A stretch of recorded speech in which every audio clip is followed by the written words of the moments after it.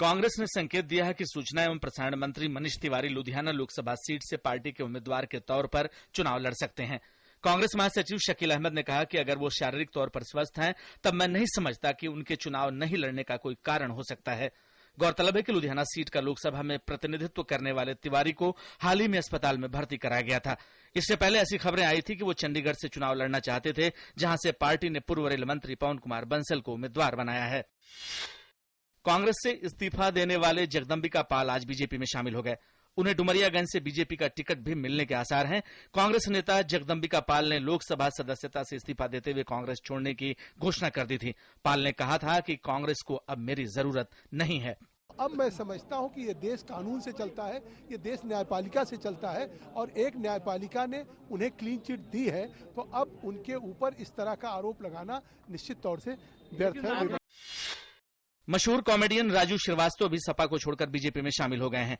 उन्होंने कुछ दिन पहले ही कानपुर से मिला सपा का टिकट लौटा दिया था। राजू का कहना है कि देश में मोदी की लहर है और अदालत से क्लीन चिट मिलने के बाद उन पर कोई आरोप नहीं है।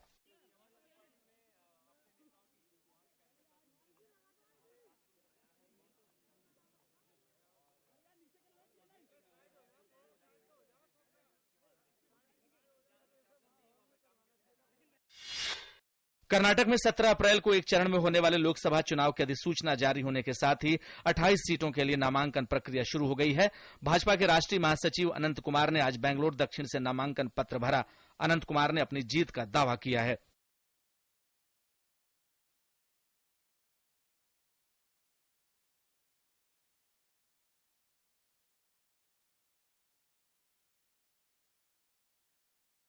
विकल्प है सुशासन, कुशासन और अराजकता।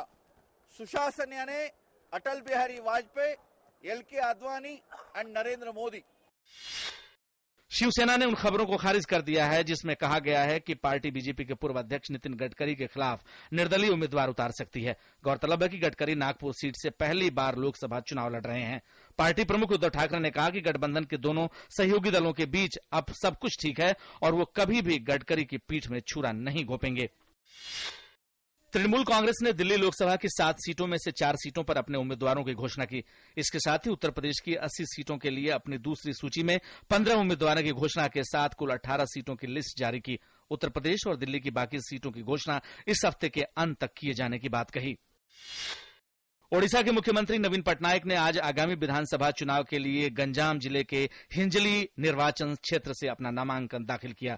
नवीन पटनायक ने राज्य में बीजू जनता दल के फिर से सत्ता में वापसी का विश्वास जताया।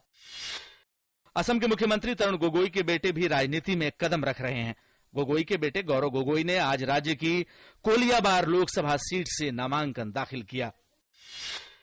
डीएमके में जारी आंतरिक घमासान थमने का नाम नहीं ले रहा है। पार्टी को एकजुट रखने की कोशिशों के तहत डीएमके ने आज पार्टी कार्यकर्ताओं और नेताओं को चेतावनी दी कि जो भी अलागिरी के साथ जाएगा उसके खिलाफ अनुशासनात्मक कार्रवाई की जाएगी। पूर्व लोकसभा अध्यक्ष पीएस संगमा ने चुनाव से पहले 10 छोटे दलों का एक फ्रंट बनाने की घोषणा की है। इस फ्रंट का नाम north east regional political front होगा। फ्रंट कांग्रेस के खिलाफ लड़ेगा। आरएसएस ने महात्मा गांधी के खिलाफ दिए बयान पर राहुल गांधी के खिलाफ शिकायत दर्ज कराई है। संघ की ओर से महाराष्ट्र की अदालत में केस दर्ज कराया गया है। बीजेपी पहले ही इस बयान के खिलाफ चुनाव आयोग में शिकायत कर चुकी है।